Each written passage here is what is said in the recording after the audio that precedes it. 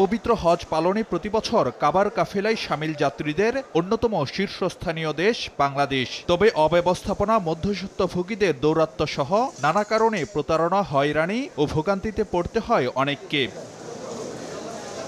পরিস্থিতি বদলাতে উন্নত হজ ব্যবস্থাপনার লক্ষ্যে বৃহস্পতিবার রাজধানীতে শুরু হচ্ছে 3 দিনের মেলা। মঙ্গলবার এ বিষয়ে সংবাদ সম্মেলনে হাব নেতারা জানান, মেলায় বিশেষ ছাড়ে পছন্দমতো এজেন্সির সঙ্গে সরাসরি চুক্তিবদ্ধ হতে পারবেন আগ্রহীরা।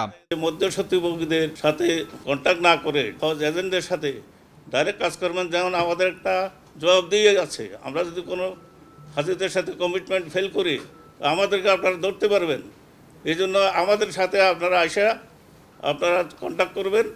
আমাদের নানান ধরনের প্যাকেজ আছে, যেটা আপনাদের পছন্দ হয় সেটা নেবেন। তবে বাধ্যতামূলক ক্যাটারিং, মুয়াল্লিমের মাধ্যমে বাড়ি ভাড়া সহ নতুন কিছু নিয়মের কারণে হজযাত্রীদের কষ্ট ও ব্যয় বাড়ার আশঙ্কা রয়েছে। এ বিষয়ে বাংলাদেশের অনুরোধ বিবেচনা করবে সৌদি আরব, আশা হাব নেতাদের।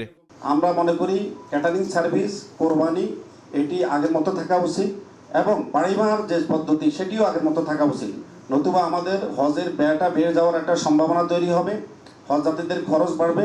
পাশাপাশি হজযাত্রীরা 30 থেকে 45 দিন এই ক্যাটারিং সার্ভিসের খাওয়া খেয়ে সুস্থ থেকে হজ পালন করা একটা চ্যালেঞ্জিং হবে আমাদের জন্য।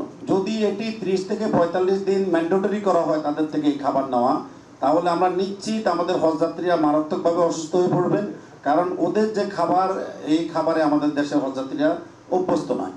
আমরা বিষয়টি নিয়ে মন্ত্রণালয়ে কথা বলেছি এবং মন্ত্রণালয় ইতিমধ্যে একটি পত্র প্রেরণ করেছেন সৌদি হজ উমরা মন্ত্রণালয়ের কাছে, যাতে বাংলাদেশের জন্য এই ক্যাটারিং সার্ভিসটা বাধ্যতামূলক করা না হয় এবং বাংলাদেশের জন্য আগের ব্যবস্থাটা যাতে বহাল রাখা হয়, এটি অনুরোধ জানানো হয়েছে। আমরা এখন সৌদি আরব থেকে এখনো রেসপন্স পাইনি।